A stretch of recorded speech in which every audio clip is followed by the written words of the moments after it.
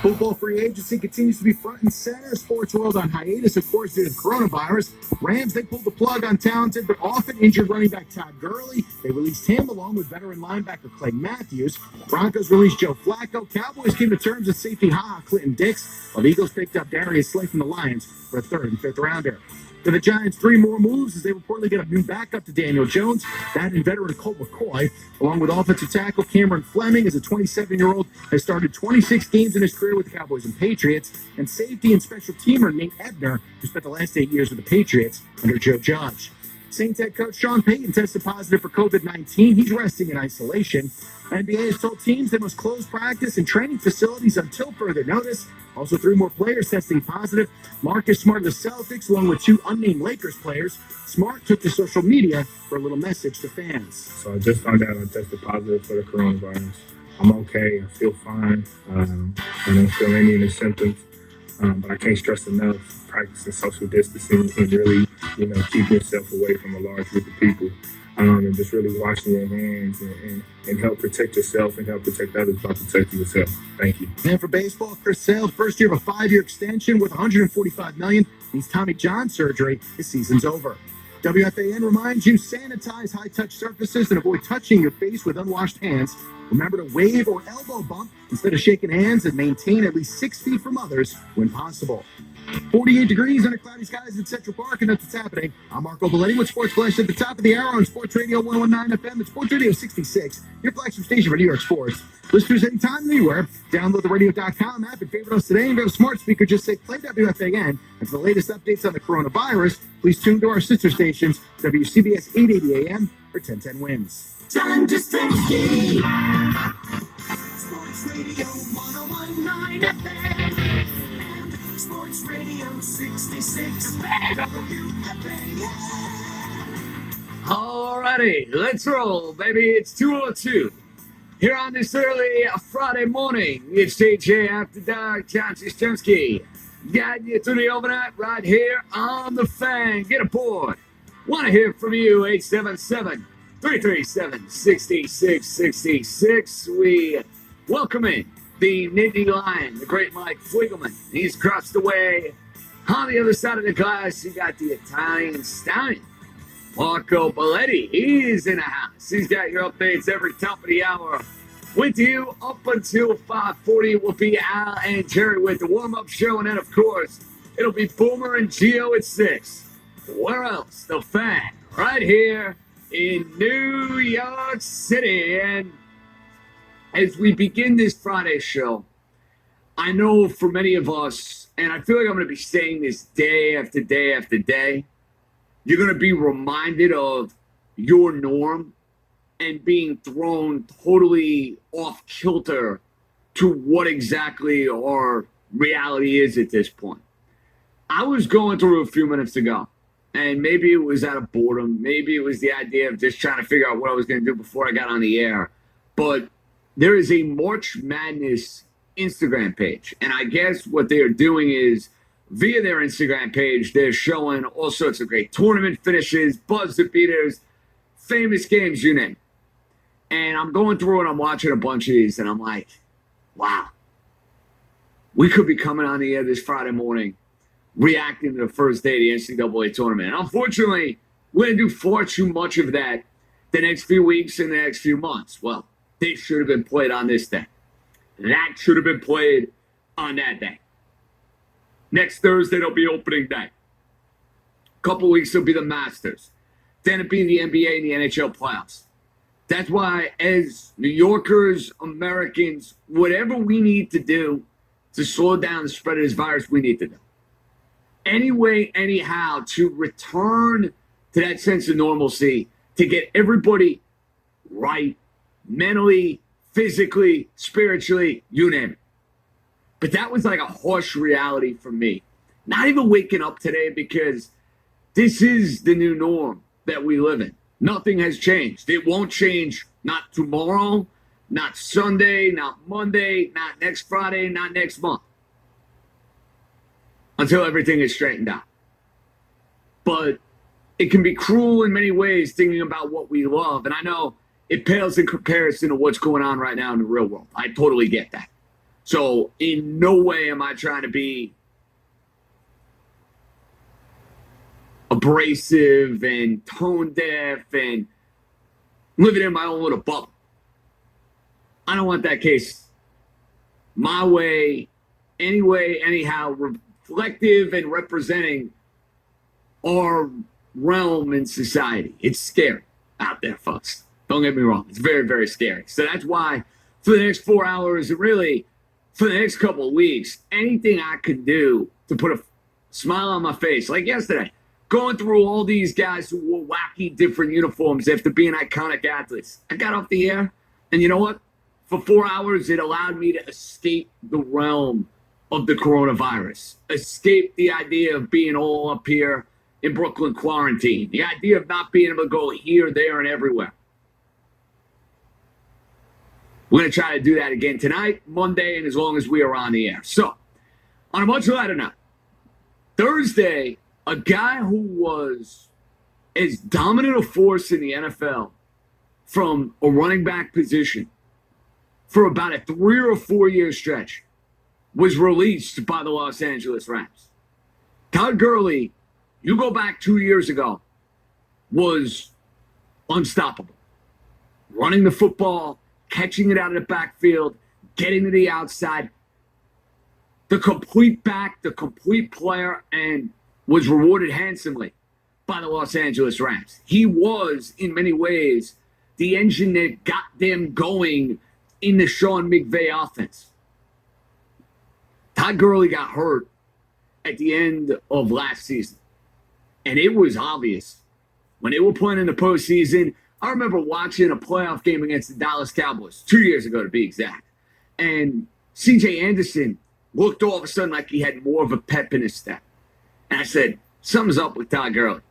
Then you watched him in that NFC title game that the LA Rams really had absolutely no business winning. But even in that game, you watch Todd Gurley and you're like, this is not the same back. And forget it, in the Super Bowl, Todd Gurley was getting destroyed by a lot of different people. Why isn't he playing? Why isn't he touching the ball more? Why isn't it this? Why isn't it that? And then we find out the condition he's dealing with the arthritis, which is no joke. But the point remains is that for a guy who was as dominant as it gets, for a guy who was as good a running back as you're going to find over the last 4 or 5 years, who was right there when it was right, winning Ezekiel Elliott. And I guess now moving forward, he's right there with a Saquon Barkley. All of a sudden now, Todd Gurley's getting released by the LA Rams because they don't want to pick up his $10.5 million option. I don't blame him. Because at this stage of the game, Todd Gurley is just no longer that player. He is just no longer that guy. And I think Todd Gurley, in many ways, should be a lesson. It should be a lesson to so many teams around the league when it comes to roster construction, when it comes to how exactly you're going to build a football team. Devaluing the running back position is the best way to go about things.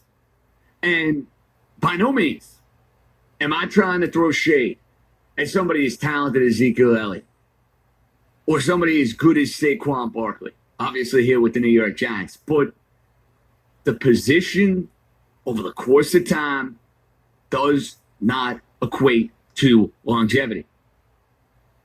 Proof's in the pudding. How many great running backs, especially now, are playing 8, 9, 10, 11 years with that one individual team? Does not happen a whole lot. Gurley had all the makings of being a guy who was going to be a top-notch running back in the league. I would put my money on it. Body type was good. Looked like he was in great shape. Was able to take the brunt of the carries and whatnot. His condition deteriorated to a point where, guess what? The LA Rams, 2 years after going to a Super Bowl, basically said enough is enough. So why all of a sudden does this tie in to a team that plays here in the tri-state area? Well, The New York Giants specifically made a decision a few years ago to take a super talented, a super likable Saquon Barkley out of Penn State. Saquon Barkley can do it all at the running back position.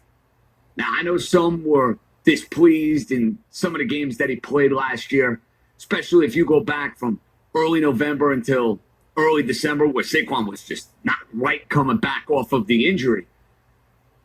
But the Giants made that investment in Saquon. They took him second overall.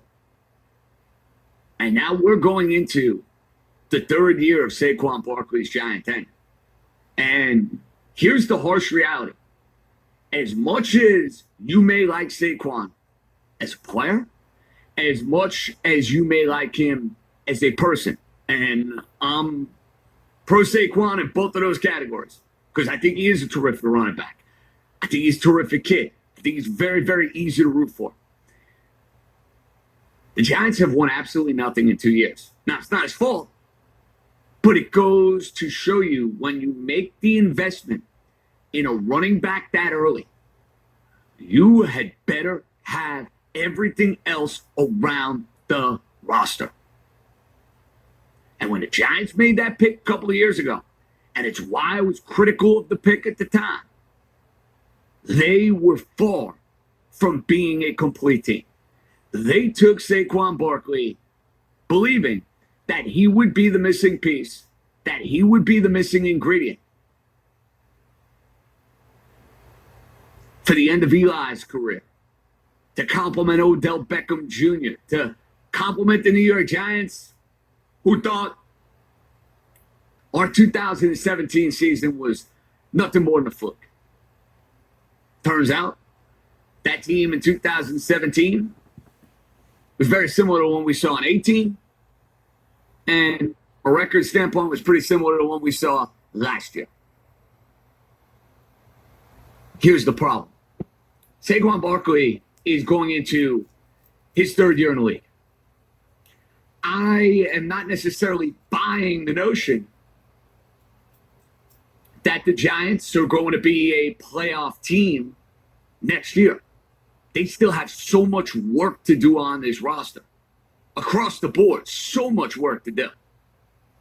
So let's say there's significant improvement. Let's say the Giants find their way to 7-9, 8-8.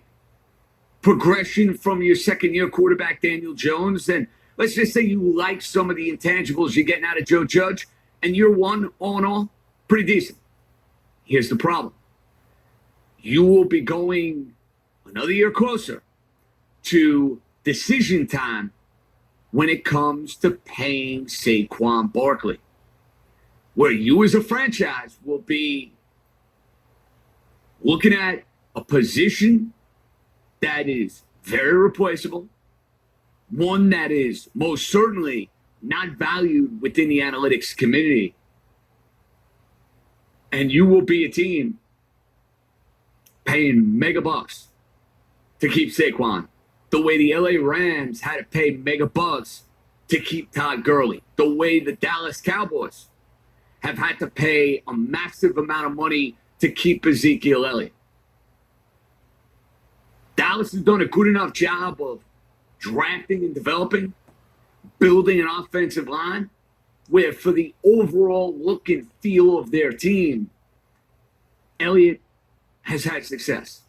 They've won division titles. They've won a playoff game. Now, they have not reached the level of success that I believe they can reach. They have not gotten to a point where, they are a team playing in NFC title games and Super Bowls, but you could at least envision what the Dallas Cowboys were looking to do. The Giants, with all the needs on this roster, may come to a point where they get it right, and all of a sudden they got to pay Saquon Barkley. And who knows when you pay a running back what you are getting 2, 3, 4 years after the fact. If I'm running an NFL team, no matter how much I might like the back, I'm never taking a running back in the first round.